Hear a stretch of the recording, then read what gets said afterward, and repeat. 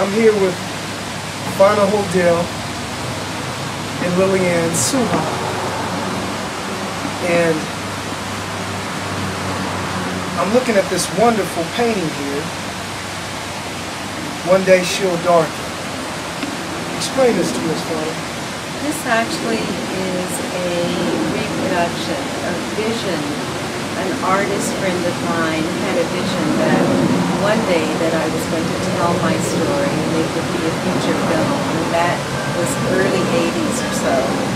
I was actually given away at birth under the pretense that I was biracial, and it would take me many years to uncover my history. In fact, I wrote a book, One Day She'll Darken, The Mysterious Beginnings of Fauna Hodel. And you're self-publishing this book?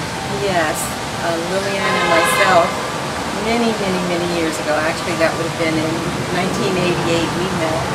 In 1990, we actually raised millions of dollars, produced a film based on my life story, Alfred Wood, Charles Dutton, Jill Cronenberg, Tess Harper, Allison Elliott.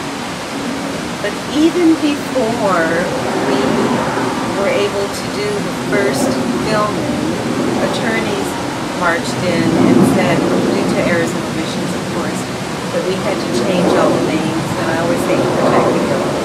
So there's a greater story behind the story of Fauna Hodel.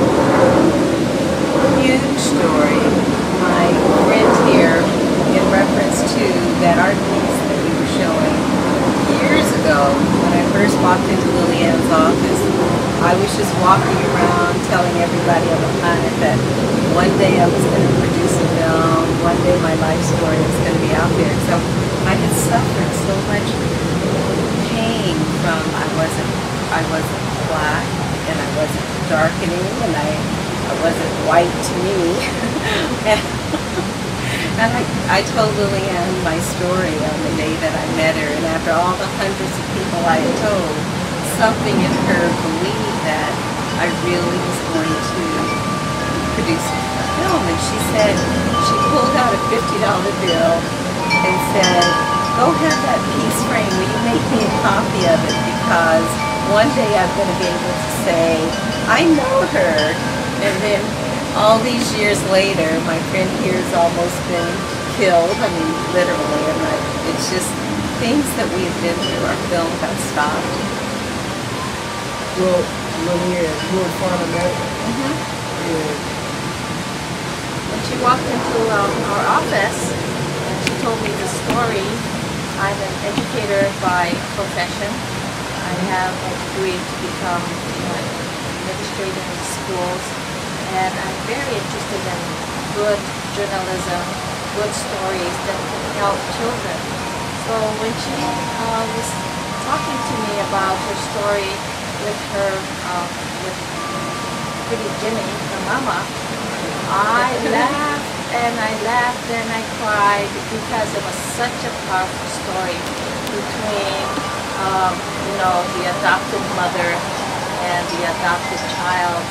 But as I listened to her story more deeply, I realized that this was such a powerful story about unconditional acceptance, unconditional love. And in the Oriental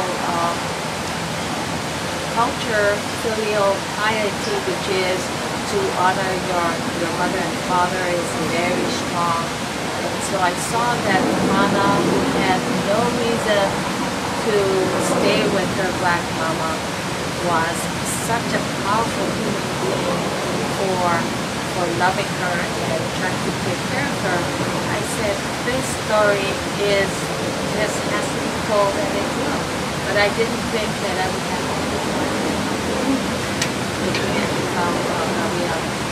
so this is the fact.